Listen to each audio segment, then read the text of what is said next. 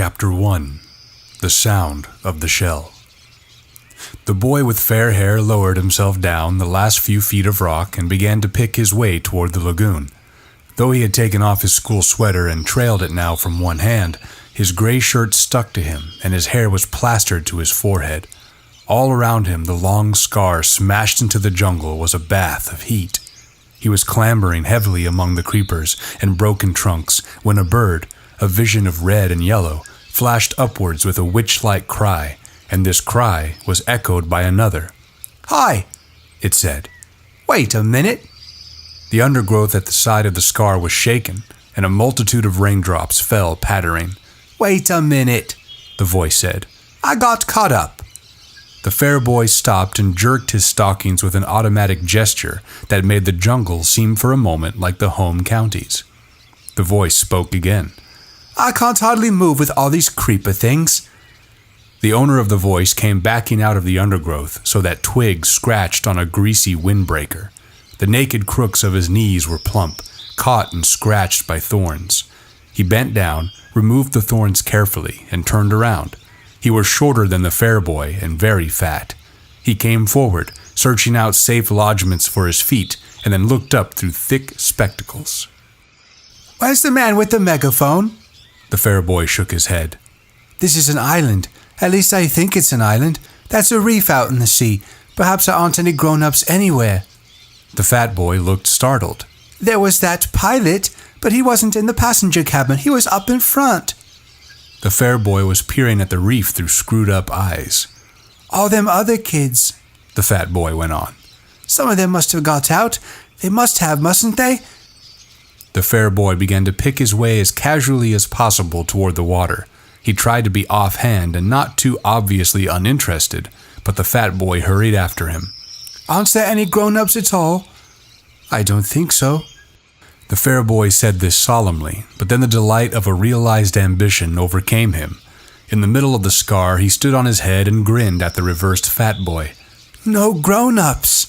The fat boy thought for a moment. "That pilot." The fair boy allowed his feet to come down and sat on the steamy earth. "He must have flown off after he dropped us. He couldn't land here, not in a plane with wheels. We was attacked. He'll be back all right." The fat boy shook his head. "When we was coming down, I looked through one of them windows. I saw the other parts of the plane. There were flames coming out of it." He looked up and down the scar. "And this is what the cabin done." The fair boy reached out and touched the jagged end of a trunk. For a moment, he looked interested. "What happened to it?" he asked. "Where's it got to now?" "That storm dragged it out to sea. It wasn't half dangerous with all them tree trunks falling. There must have been some kids still in it." He hesitated for a moment, then spoke again. "What's your name?" "Ralph." The fat boy waited to be asked his name in turn, but this proffer of acquaintance was not made.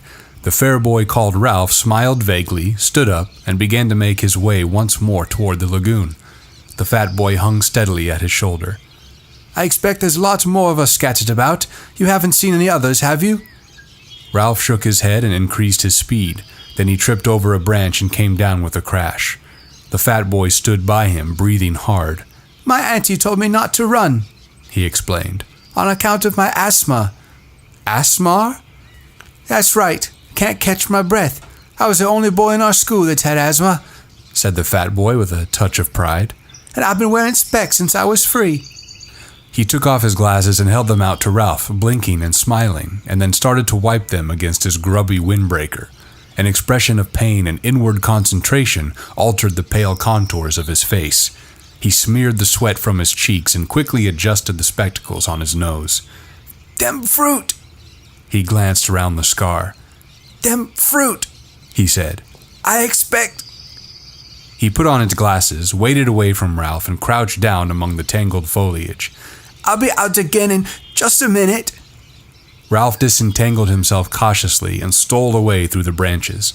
In a few seconds, the fat boy's grunts were behind him, and he was hurrying toward the screen that still lay between him and the lagoon. He climbed over a broken trunk and was out of the jungle. The shore was fledged with palm trees. These stood or leaned or reclined against the light, and their green feathers were 100 feet up in the air. The ground beneath them was a bank covered with coarse grass, torn everywhere by the upheavals of fallen trees, scattered with decaying coconuts and palm saplings.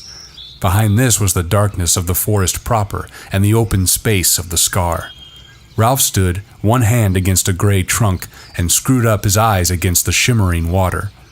Out there, perhaps a mile away, the white surf flinked on a coral reef, and beyond that the open sea was dark blue. Within the irregular arc of coral, the lagoon was still as a mountain lake, blue of all shades and shadowy green and purple. The beach between the palm terrace and the water was a thin stick, endless apparently, for to Ralph's left the perspectives of palm and beach and water drew to a point at infinity, and always, almost visible, was the heat. He jumped down from the terrace. The sand was thick over his black shoes and the heat hit him. He became conscious of the weight of clothes, kicked his shoes off fiercely, and ripped off each stocking with its elastic garter in a single movement. Then he leapt back on the terrace, pulled off his shirt, and stood there among the skull-like coconuts with green shadows from the palms and the forest sliding over his skin. He undid the snake clasp of his belt, lugged off his shorts and pants, and stood there naked, looking at the dazzling beach and the water. He was old enough, 12 years and a few months, to have lost the prominent tummy of childhood, and not yet old enough for adolescence to have made him awkward. You could see now that he might make a boxer, as far as width and heaviness of shoulders went, but there was a mildness about his mouth and eyes that proclaimed no devil. He patted the palm trunk softly, and, forced at last to believe in the reality of the island, laughed delightedly again and stood on his head. He turned neatly onto his feet, jumped down to the beach, knelt and swept a double armful of sand into a pile against his chest. Then he sat back and looked at the water with bright, excited eyes. "Ralph!"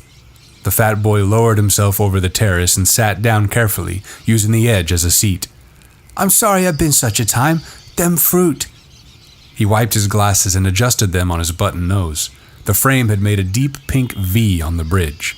He looked critically at Ralph's golden body and then down at his own clothes. He laid a hand on the end of a zipper that extended down his chest. "My auntie." Then he opened the zipper with decision and pulled the whole windbreaker over his head. "There!" Ralph looked at him sidelong and said nothing. "I expect we'll want to know all their names," said the fat boy. "And make a list. We ought to have a meeting." Ralph did not take the hint, so the fat boy was forced to continue. "I don't care what they call me," he said confidentially, "so long as they don't call me what they used to call me at school." Ralph was faintly interested. "What was that?" The fat boy glanced over his shoulder, then leaned toward Ralph. He whispered, "They used to call me Piggy." Ralph shrieked with laughter. He jumped up. "Piggy! Piggy! Ralph, please!" Piggy clasped his hands in apprehension. "I said I didn't want... Piggy! Piggy!" Ralph danced out into the hot air of the beach and then returned as a fighter plane, with wings swept back, and machine-gun Piggy. Xiao! He dived in the sand at Piggy's feet and lay there laughing. "Piggy!" Piggy grinned reluctantly, pleased despite himself at even this much recognition. "So long as you don't tell the others." Ralph giggled into the sand. The expression of pain and concentration returned to Piggy's face. "Half a sec." He hastened back into the forest. Ralph stood up and trotted along to the right. Here, the beach was interrupted abruptly by the square motif of the landscape, a great platform of pink granite thrust up uncompromisingly through forest and terrace and sand and lagoon to make a raised jetty 4 feet high. The top of this was covered with a thin layer of soil and coarse grass and shaded with young palm trees. There was not enough soil for them to grow to any height, and when they reached perhaps 20 feet, they fell and dried, forming a crisscross pattern of trunks, very convenient to sit on. The palms that still stood made a green roof, covered on the underside with a quivering tangle of reflections from the lagoon. Ralph hauled himself onto this platform, noted the coolness and shade, shut one eye, and decided that the shadows on his body were really green. He picked his way toward the seaward edge of the platform and stood looking down into the water. It was clear to the bottom and bright with the efflorescence of tropical weed and coral. A school of tiny, glittering fish flicked hither and thither. Ralph spoke to himself, sounding the bass strings of delight. "Wizzo!" Beyond the platform there was more enchantment. Some act of God, a typhoon perhaps, or the storm that had accompanied its own arrival, had banked sand inside the lagoon so that there was a long, deep pool in the beach with a high ledge of pink granite at the further end. Ralph had been deceived before now by the specious appearance of depth in a beach pool, and he approached this one preparing to be disappointed. But the island ran true to form, and the incredible pool, which clearly was only invaded by the sea at high tide, was so deep at one end as to be dark green. Ralph inspected the whole 30 yards carefully, and then plunged in. The water was warmer than his blood, and he might have been swimming in a huge bath. Piggy appeared again, sat on the rocky ledge, and watched Ralph's green and white body enviously. "You can't half swim, Piggy." Piggy took off his shoes and socks, ranged them carefully on the ledge, and tested the water with one toe. "It's hot. What did you expect?" "I didn't expect nothing. My auntie—" "Sucks to your auntie." Ralph did a surface dive and swam underwater with his eyes open. The sandy edge of the pool loomed up like a hillside. He turned over, holding his nose, and a golden light danced and shattered just over his face. Piggy was looking determined and began to take off his shorts. Presently, he was palely and fatly naked. He tiptoed down the sandy side of the pool and sat there up to his neck in water, smiling proudly at Ralph. "Aren't you going to swim?" Piggy shook his head. "I can't swim. I wasn't allowed. My asthma—" "Sucks to your asthma." Piggy bore this with a sort of humble patience. "You can't half swim well." Ralph paddled backwards down the slope, immersed his mouth, and blew a jet of water into the air. Then he lifted his chin and spoke. "I could swim when I was 5. Daddy taught me. He's a commander in the Navy. When he gets leave, he'll come and rescue us. What's your father?" Piggy flushed suddenly.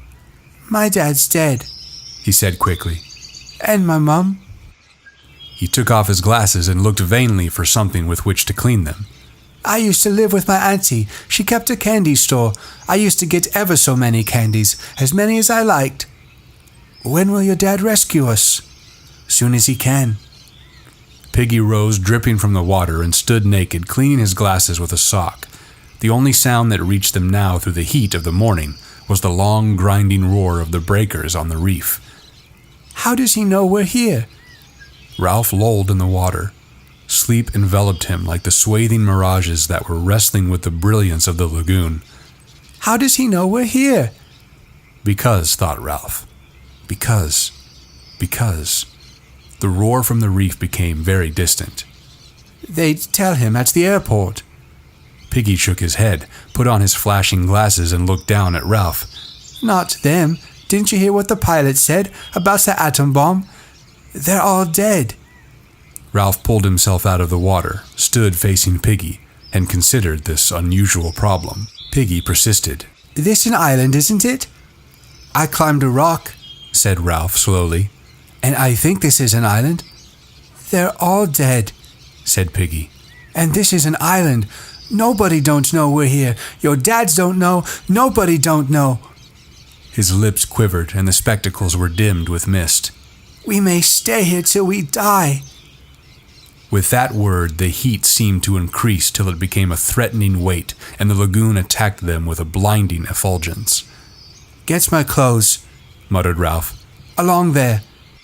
He trotted through the sand, enduring the sun's enmity, crossed the platform, and found his scattered clothes. To put on a gray shirt once more was strangely pleasing.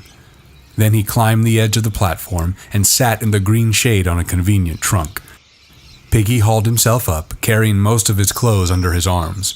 Then he sat carefully on a fallen trunk near the little cliff that fronted the lagoon, and the tangled reflections quivered over him. Presently he spoke. "We got to find the others. We got to do something." Ralph said nothing. Here was a coral island, protected from the sun, ignoring Piggy's ill-omened talk. He dreamed pleasantly. Piggy insisted. How many of us are there? Ralph came forward and stood by Piggy. I don't know. Here and there, little breezes crept over the polished waters beneath the haze of heat.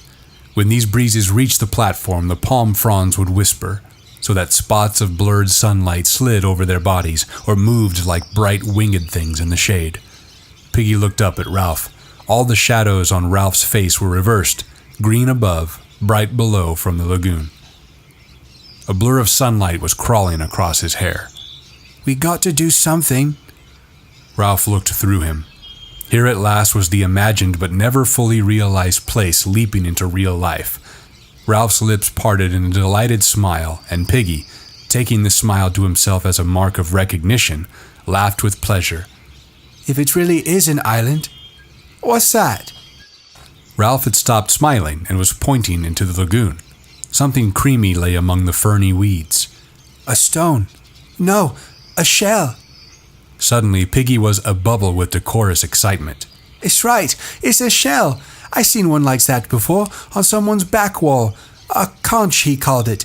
He used to blow it, and then his mum would come. It's ever so valuable. Near to Ralph's elbow, a palm sapling leaned out over the lagoon. Indeed, the weight was already pulling a lump from the poor soil, and soon it would fall. He tore out the stem and began to poke about in the water, while the brilliant fish flicked away on this side and that. Piggy leaned dangerously. Careful, you'll break it. Shut up. Ralph spoke absently. The shell was interesting and pretty and a worthy plaything, but the vivid phantoms of his daydream still interposed between him and Piggy, who in this context was an irrelevance. The palm sapling, bending, pushed the shell across the weeds. Ralph used one hand as a fulcrum and pressed down with the other till the shell rose, dripping, and Piggy could make a grab. Now the shell was no longer a thing seen but not to be touched. Ralph, too, became excited. Piggy babbled. A conch, ever so expensive. I bet if you wanted to buy one, you'd have to pay pounds and pounds and pounds. He had it on his garden wall, and my auntie... Ralph took the shell from Piggy and a little water ran down his arm. In color, the shell was deep cream, touched here and there with fading pink. Between the point, worn away into a little hole, and the pink lips of the mouth, lay 18 inches of shell with a slight spiral twist and covered with a delicate embossed pattern. Ralph shook sand out of the deep tube. Moves like a cow, he said. He had some white stones too, and a bird cage with a green parrot. He didn't blow the white stones, of course, and he said... Piggy paused for breath and stroked the glistening thing that lay in Ralph's hands. Ralph! Ralph looked up. We can use this to call the others, have a meeting. They'll come when they hear us. He beamed at Ralph. That was what you meant, didn't you? That's why you got the conch out of the water. Ralph pushed back his fair hair. How did your friend blow the conch? He kind of spat, said Piggy. My auntie wouldn't let me blow on account of my asthma. He said you blew from down here. Piggy laid a hand on his jutting abdomen. You try, Ralph. You'll call the others. Doubtfully, Ralph laid the small end of the shell against his mouth and blew. There came a rushing sound from its mouth, but nothing more. Ralph wiped the salt water off his lips and tried again, but the shell remained silent. He kind of spat. Ralph pursed his lips and squirted air into the shell, which emitted a low farting noise. This amused both boys so much that Ralph went on squirting for some minutes between bouts of laughter. He blew from down here. Ralph grasped the idea and hit the shell with air from his diaphragm. Immediately, the thing sounded. A deep, harsh note boomed under the palms, spread through the intricacies of the forest, and echoed back from the pink granite of the mountain. Clouds of birds rose from the treetops, and something squealed and ran in the undergrowth. Ralph took the shell away from his lips. Gosh! His ordinary voice sounded like a whisper after the harsh note of the boom. He laid the conch against his lips, took a deep breath, and blew once more. The note boomed again, and then, at his firmer pressure, the note, fluking up an octave, became a strident blare more penetrating than before. Piggy was shouting something, his face pleased, his glasses flashing. The birds cried, small animals scuttered. Ralph's breath failed. The note dropped the octave, became a low wubber, was a rush of air. The conch was silent, a gleaming tusk. Ralph's face was dark with breathlessness, and the air over the island was full of bird clamor and echoes ringing. I bet you can hear that for miles. Ralph found his breath and blew a series of short blasts. Piggy exclaimed, There's one. A child had appeared among the palms, about 100 yards along the beach. He was a boy of perhaps 6 years, sturdy and fair, his clothes torn, his face covered with a sticky mess of fruit. His trousers had been lowered for an obvious purpose and had only been pulled back halfway. He jumped off the palm terrace into the sand and his trousers fell about his ankles. He stepped out of them and trotted to the platform. Piggy helped him up. Meanwhile, Ralph continued to blow till voices shouted in the forest. The small boy squatted in front of Ralph, looking up brightly and vertically. As he received the reassurance of something purposeful being done, he began to look satisfied, and his only clean digit, a pink thumb, slid into his mouth. What's your name? Johnny. Piggy muttered the name to himself and then shouted it to Ralph, who was not interested because he was still blowing. His face was dark with the violent pleasure of making the stupendous noise, and his heart was making the stretched shirt shake. The shouting in the forest was nearer. Signs of life were visible now on the beach. The sand, trembling beneath the heat haze, concealed many figures in its miles of length. Boys were making their way toward the platform through the hot, dumb sand. 3 small children, no older than Johnny, appeared from startlingly close at hand, where they had been gorging fruit in the forest. A dark little boy, not much younger than Piggy, parted a tangle of undergrowth, walked onto the platform, and smiled cheerfully at everybody. More and more of them came. Taking their cue from the innocent Johnny, they sat down on the fallen palm trunks and waited. Ralph continued to blow short, penetrating blasts. Piggy moved among the crowd, asking names and frowning to remember them. The children gave him the same simple obedience that they had given to the men with megaphones. Some were naked and carrying their clothes, others half naked or more or less dressed, in school uniforms, gray, blue, fawn, jacketed or jerseyed. There were badges, mottos even, stripes of color and stockings and pullovers. Their heads clustered above the trunks in the green shade, heads brown, fair, black, chestnut, sandy, mouse-colored, heads muttering, whispering, heads full of eyes that watched Ralph and speculated. Something was being done. The children who came along the beach, singly or in twos, leapt into visibility when they crossed the line from heat haze to nearer sand.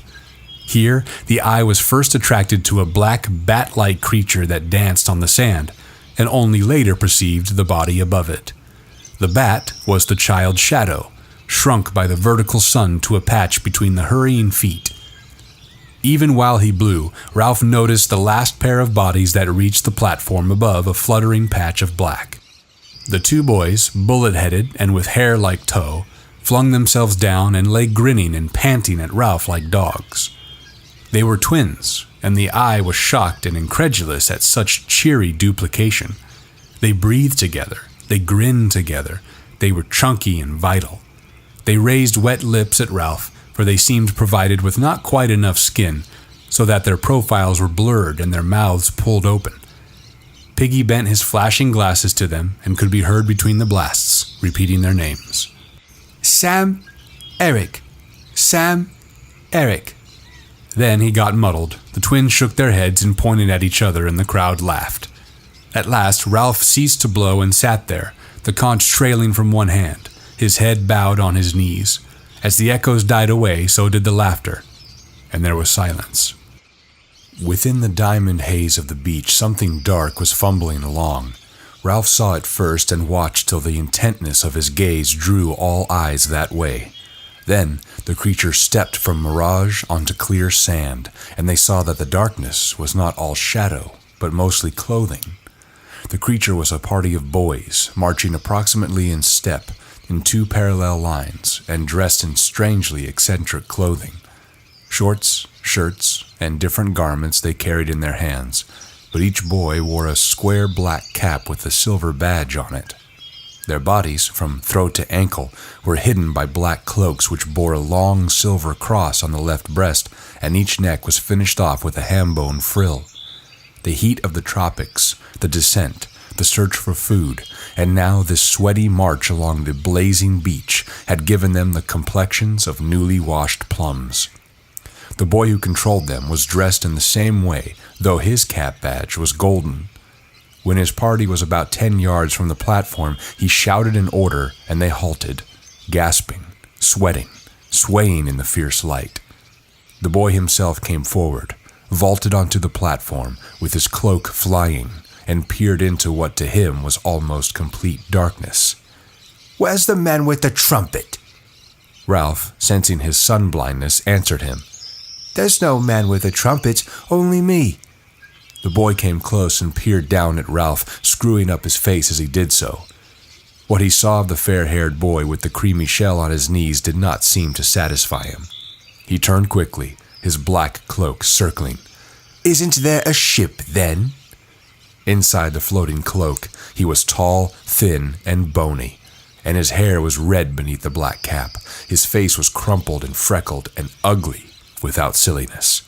Out of this face stared two light blue eyes, frustrated now and turning, or ready to turn, to anger. "Isn't there a man here?" Ralph spoke to his back. "No, we're having a meeting. Come and join in." The group of cloaked boys began to scatter from close line. The tall boy shouted at them. "Choir, stand still." Wearily obedient, the choir huddled into line and stood there swaying in the sun. Nonetheless, some began to protest faintly. "But, Merridew, please, Merridew, can't we—" Then one of the boys flopped on his face in the sand and the line broke up. They heaved the fallen boy to the platform and let him lie. Merridew, his eyes staring, made the best of a bad job. "All right then, sit down. Let him alone." "But, Merridew—" "He's always throwing a feint," said Merridew. "He did in Gibb and Addis and at Matins over the precentor." This last piece of shop brought sniggers from the choir, who perched like blackbirds on the criss-cross trunks and examined Ralph with interest. Piggy asked no names. He was intimidated by this uniform superiority and the offhand authority in Merridew's voice. He shrank to the other side of Ralph and busied himself with his glasses. Merridew turned to Ralph. "Aren't there any grown-ups?" "No." Merridew sat down on a trunk and looked round the circle. "Then we'll have to look after ourselves." Secure on the other side of Ralph, Piggy spoke timidly. "That's why Ralph made a meeting, so as we can decide what to do. We've heard names. That's Johnny. Those two, they're twins. Sam and Eric.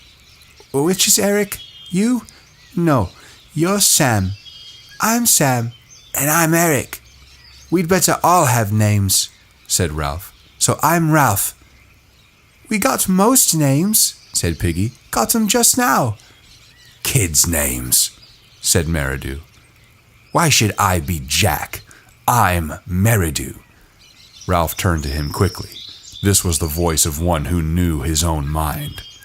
"Then," went on Piggy, "that boy, I forget—" "You're talking too much," said Jack Merridew. "Shut up, fatty." Laughter arose. "He's not fatty," cried Ralph. "His real name's Piggy." "Piggy? Piggy? Oh, Piggy!" A storm of laughter arose, and even the tiniest child joined in. For the moment, the boys were a closed circuit of sympathy, with Piggy outside. He went very pink, bowed his head, and cleaned his glasses again. Finally, the laughter died away and the naming continued. There was Maurice, next in size among the choir boys to Jack, but broad and grinning all the time. There was a slight furtive boy whom no one knew, who kept to himself with an inner intensity of avoidance and secrecy. He muttered that his name was Roger, and was silent again. Bill, Robert, Harold, Henry, the choir boy who had fainted, sat up against a palm trunk, smiled pallidly at Ralph, and said that his name was Simon. Jack spoke. "We've got to decide about being rescued." There was a buzz. One of the small boys, Henry, said that he wanted to go home. "Shut up," said Ralph absently. He lifted the conch. "Seems to me we ought to have a chief to decide things." "A chief! A chief!" "I ought to be chief," said Jack with simple arrogance. "Because I'm chapter choirster and head boy. I can sing C sharp." Another buzz. "Well then," said Jack, He hesitated. The dark boy, Roger, stirred at last and spoke up. "Let's have a vote." "Yes, vote for chief. Let's vote." This toy of voting was almost as pleasing as the conch. Jack started to protest, but the clamor changed from the general wish for a chief to an election by a claim of Ralph himself. None of the boys could have found good reason for this. What intelligence had been shown was traceable to Piggy, while the most obvious leader was Jack. But there was a stillness about Ralph as he sat that marked him out. There was his size and attractive appearance, and most obscurely, yet most powerfully, there was the conch. That being that had blown that had sat waiting for them on the platform with the delicate thing balanced on his knees, was set apart. "Him with the shell! Ralph! Ralph! Let him be the chief with the trumpet thing!" Ralph raised a hand for silence. "All right. Who wants Jack for chief?" With dreary obedience, the choir raised their hands. "And who wants me?" Every hand outside the choir except Piggy's was raised immediately. Then Piggy, too, raised his hand grudgingly into the air. Ralph counted. "I'm chief, then." The circle of boys broke into applause. Even the choir applauded, and the freckles on Jack's face disappeared under a blush of mortification. He started up, then changed his mind, and sat down again while the air rang. Ralph looked at him, eager to offer something. "The choir belongs to you, of course." "They could be the army." "Or hunters." "They could be." The suffusion drained away from Jack's face. Ralph waved again for silence. "Jack's in charge of the choir. They can be, what do you want them to be?" "Hunters." Jack and Ralph smiled at each other with shy liking. The rest began to talk eagerly. Jack stood up. "All right, choir, take off your togs."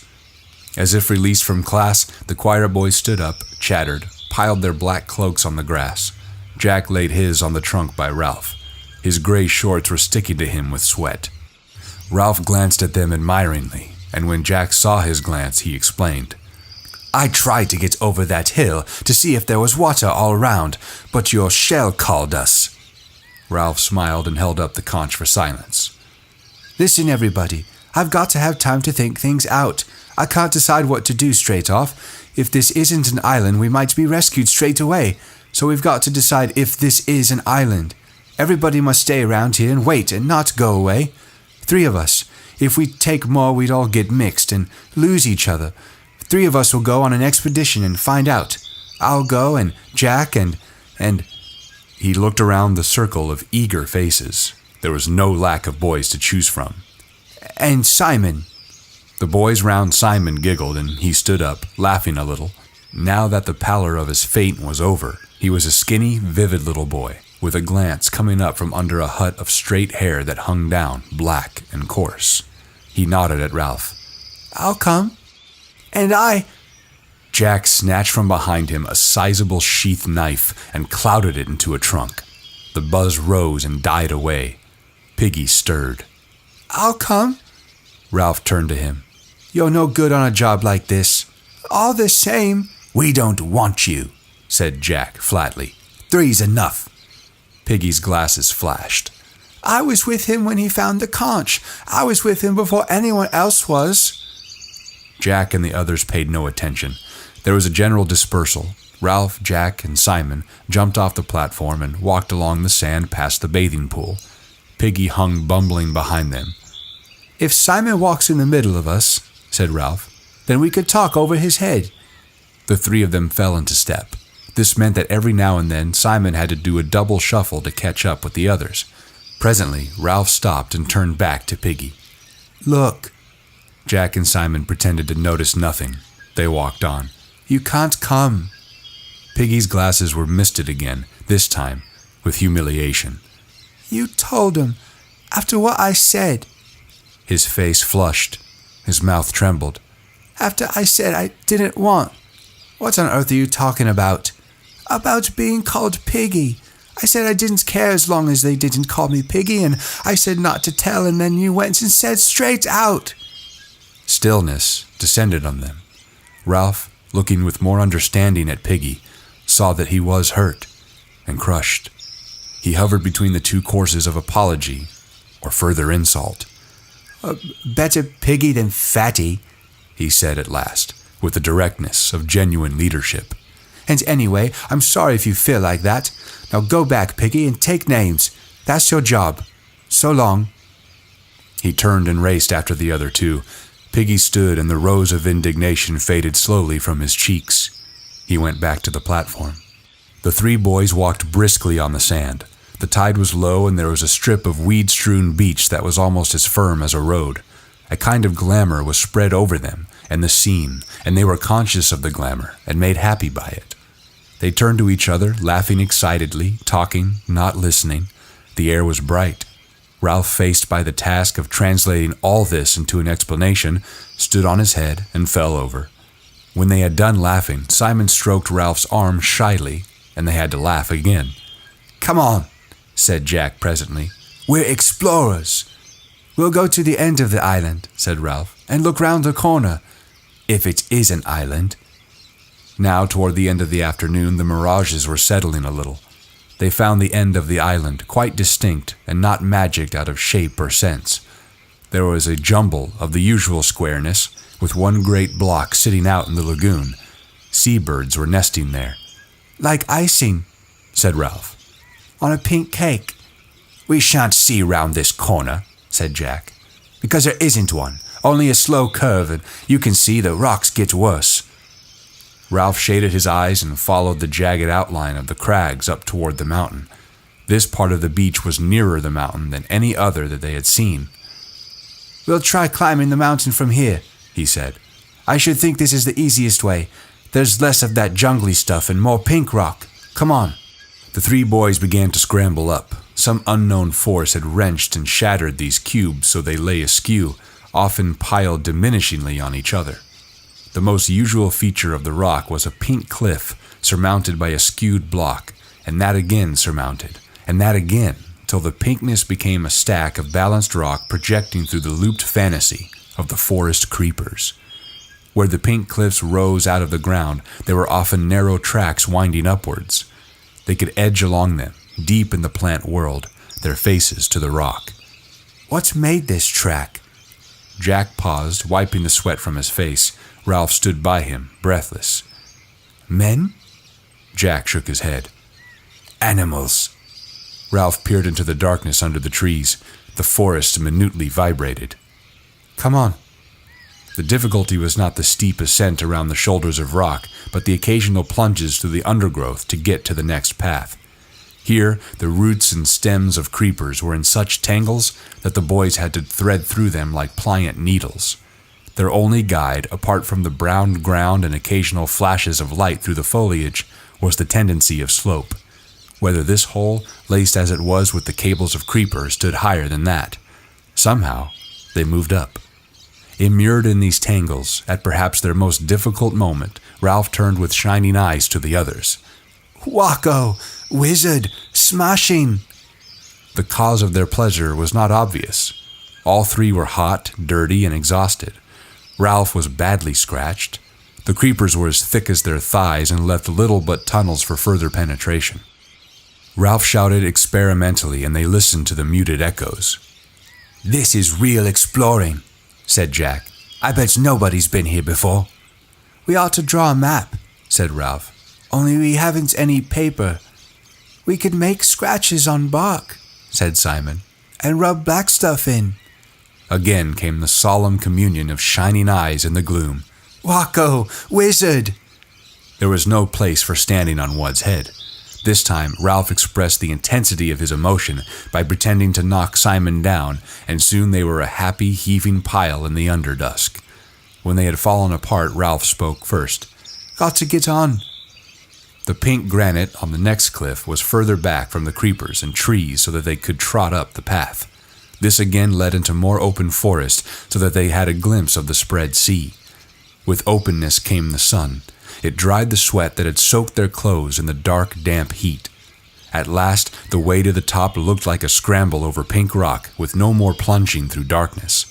The boys chose their way through defiles and over heaps of sharp stone. Look! Look! High over this end of the island, the shattered rocks lifted up their stacks and chimneys. This one, against which Jack leaned, moved with a grating sound when they pushed. Come on! But not come on to the top. The assault on the summit must wait while the three boys accepted this challenge.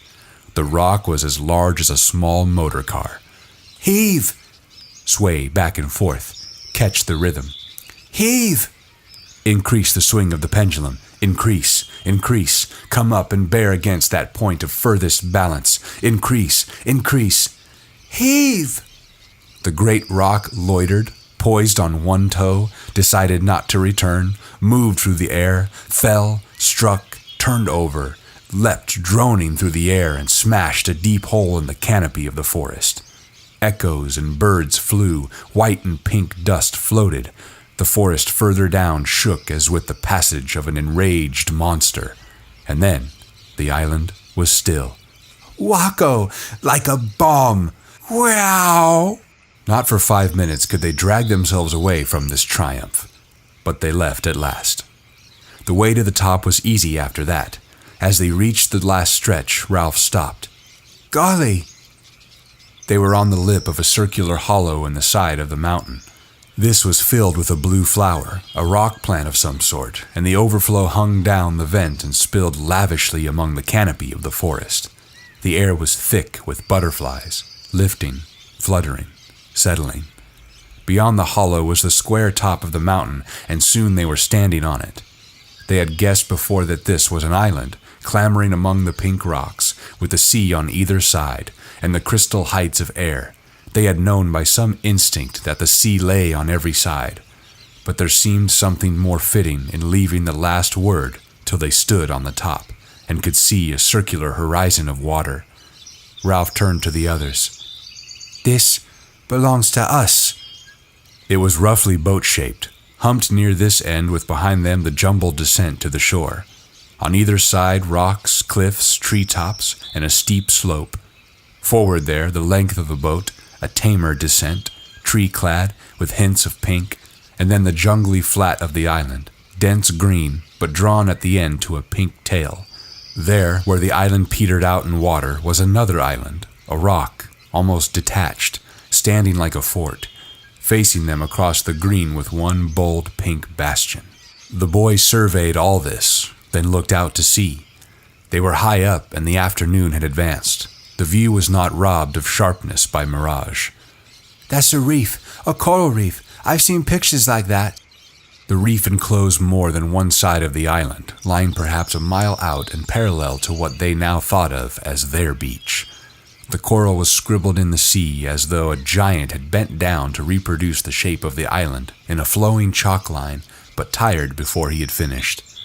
Inside the peacock water, rocks and weeds showing as in an aquarium. Outside was the dark blue of the sea. The tide was running, so that long streaks of foam tailed away from the reef, and for a moment they felt that the boat was moving steadily astern. Jack pointed down. That's where we landed. Beyond falls and cliffs there was a gash visible in the trees. There were the splintered trunks and then the drag, leaving only a fringe of palm between the scar and the sea. There, too, jutting into the lagoon, was the platform, with insect-like figures moving near it. Ralph sketched a twining line from the bald spot on which they stood down a slope, a gully, through flowers, round and down to the rock where the scar started. That's the quickest way back. Eyes shining, mouths open, triumphant, they savored the right of domination. They were lifted up, were friends. There's no village smoke, and no boats, said Ralph wisely. We'll make sure later, but I think it's uninhabited. We'll get food, cried Jack. Hunt, catch things until they fetch us. Simon looked at them both, saying nothing but nodding till his black hair flopped backwards and forwards. His face was glowing. Ralph looked down the other way where there was no reef. Steeper, said Jack. Ralph made a cupping gesture. That bit of forest down there, the mountain holds it up. Every point of the mountain held up trees, flowers and trees. Now the forest stirred, roared, flailed. The nearer acres of rock flowers fluttered, and for half a minute the breeze blew cool on their faces. Ralph spread his arms. "All ours!" They laughed and tumbled and shouted on the mountain. "I'm hungry." When Simon mentioned his hunger, the others became aware of theirs. "Come on," said Ralph. "We've found out what we wanted to know." They scrambled down a rock slope, dropped among flowers, and made their way under the trees. Here they paused and examined the bushes round them curiously. Simon spoke first. "Like candles, candle bushes, candle buds." The bushes were dark evergreen and aromatic, and the many buds were waxen green and folded up against the light. Jack slashed at one with his knife, and the scent spilled over them. "Candle buds." "You couldn't light them," said Ralph. "They just look like candles." "Green candles," said Jack contemptuously. "We can't eat them. Come on." They were in the beginnings of the thick forest, plonking with weary feet on a track, when they heard the noises, squeakings, and the hard strike of hoofs on a path. As they pushed forward, the squeaking increased till it became a frenzy. They found a piglet, caught in a curtain of creepers, throwing itself at the elastic traces in all the madness of extreme terror. Its voice was thin, needle-sharp, and insistent. The three boys rushed forward, and Jack drew his knife again with a flourish. He raised his arm in the air. There came a pause, a hiatus. The pig continued to scream, and the creepers to jerk, and the blade continued to flash at the end of a bony arm. The pause was only long enough for them to understand what an enormity the downward stroke would be. Then the piglet tore loose from the creepers and scurried into the undergrowth. They were left looking at each other and the place of terror. Jack's face was white under the freckles. He noticed that he still held the knife aloft and brought his arm down, replacing the blade in the sheath. Then they all three laughed ashamedly and began to climb back to the track. "I was choosing a place," said Jack. "I was just waiting for a moment to decide where to stab him." "You should stick a pig," said Ralph fiercely. "They always talk about sticking a pig." "You cut a pig's throat to let the blood out," said Jack. "Otherwise you can't eat the meat." "Why didn't you?"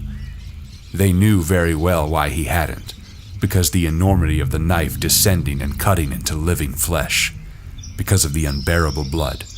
"I was going to," said Jack. He was ahead of them, and they could not see his face. "I was choosing a place. Next time." He snatched his knife out of the sheath and slammed it into a tree trunk. Next time, there would be no mercy. He looked round fiercely, daring them to contradict. Then they broke out into the sunlight, and for a while they were busy finding and devouring food as they moved down the scar toward the platform and the meeting.